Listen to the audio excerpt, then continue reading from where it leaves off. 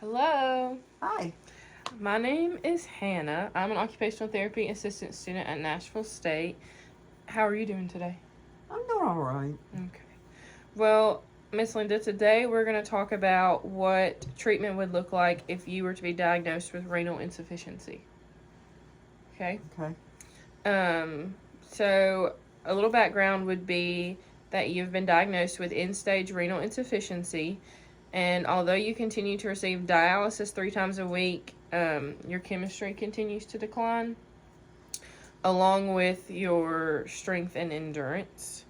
You've been referred to occupational therapy for 1 evaluation and 2 sessions to recommend and train you and your caregiver in energy conservation and transfers. Okay. Our goals are the caregiver and client will, safely choose and utilize energy conservation techniques. So that's, let's say, um, instead of going to take a shower and not having everything like readily available, like your shampoo and your conditioner and everything just right there, and then it requires more energy for you to have to, I've got to grab my shampoo, I've got to grab my soap and my conditioner. Does that make sense? So an energy conservation technique for that would be having all of those things already ready for you in the same spot. That way it takes less energy. And also the use of adaptive equipment, and I'll go through those with you in just a few. Another goal is your caregiver will be independent with the use of assisted devices as needed during your activities of daily living and transfers. You'll be able to determine modified techniques to participate in your prior social and leisure activities with assistance as needed. So, like, I know one of your leisure activities is playing cards with your grandchildren, right? Right. And your husband and your daughters, the whole family. So we would find and identify techniques to make that easier on you so that you could still participate in that. Also, we would work on memory activities and things that you would want to leave your friends and family. I know for a fact that you have a lot of I can't even think of the word. What's the word? Albums. Photo albums. I know 40 some. Yes, I know you love those. So a lot of that we would go through those and work with that. We would discuss your financial, legal, and burial considerations that are important to you. And then, let's see, you and your caregiver and significant others, so your family, your husband, will all discuss needs and emotional and like the proper emotional response to declining abilities when you're in and impeding death. So just like healthy coping mechanisms for both you and the family, and just trying to stay kind of emotionally regulated and on the right track. Okay.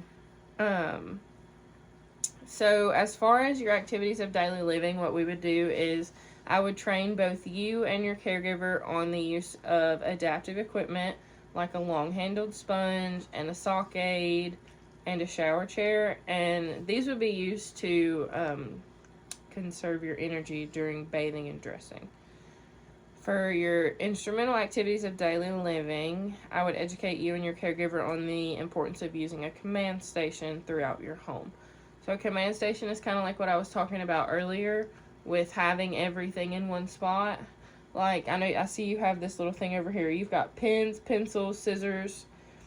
Like, that could be considered a command station for coloring because you have everything right there in front of you ready to go. For health management, I would train you and your caregiver on signs and symptoms of overexertion.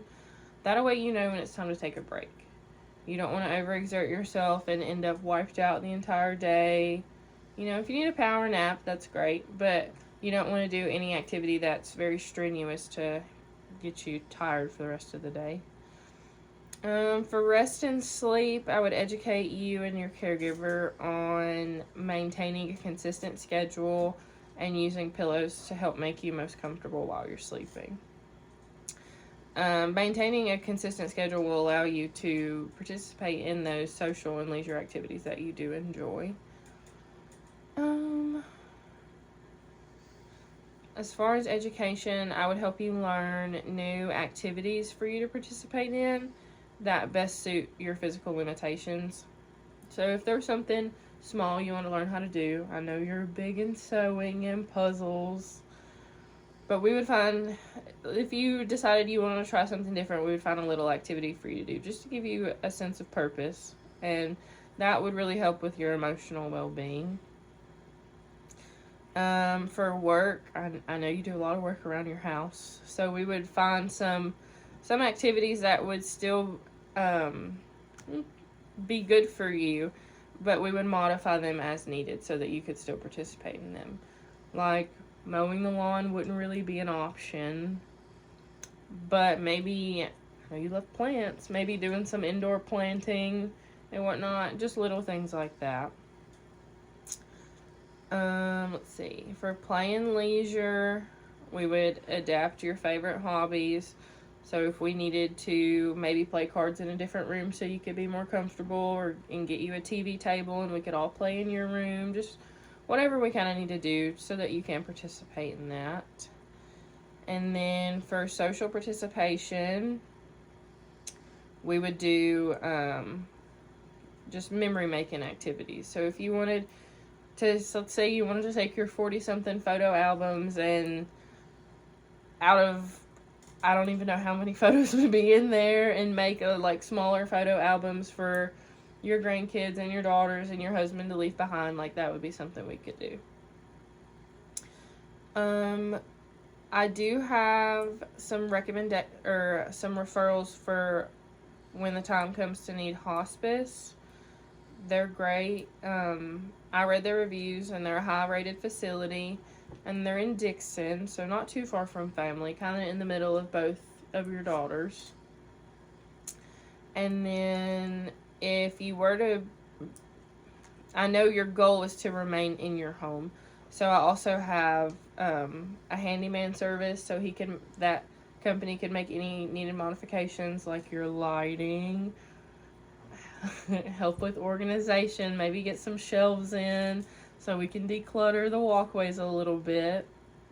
And I also have 2 medical supply stores where you could find the adaptive equipment that I'm going to go over with you now.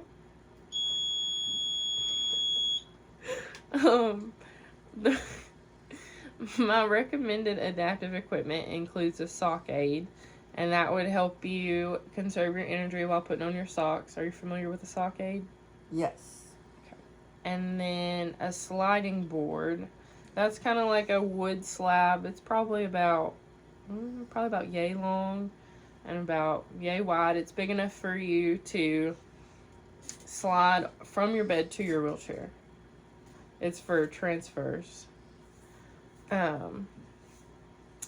know you know what a oh, do you have a question? No, I'm still. Okay. Would you like me to show you? Yes. Okay.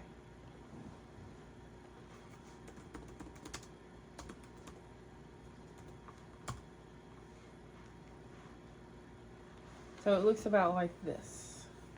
Well, not about. It looks exactly like this. And do you see how the edges, it kind of slants down? It makes it easier for you to slide from your bed to your wheelchair. Okay.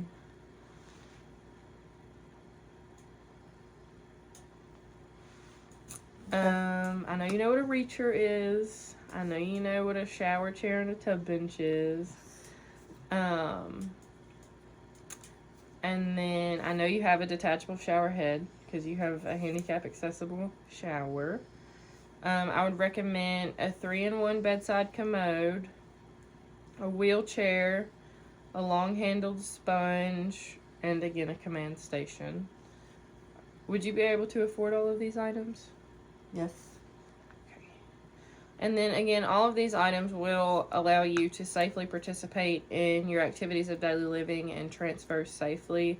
The wheelchair will help you with mobility throughout your home, and the command station will help you complete your ADLs without having to overexert yourself. Your activity ADLs is activities of daily living. Sorry. Let's see.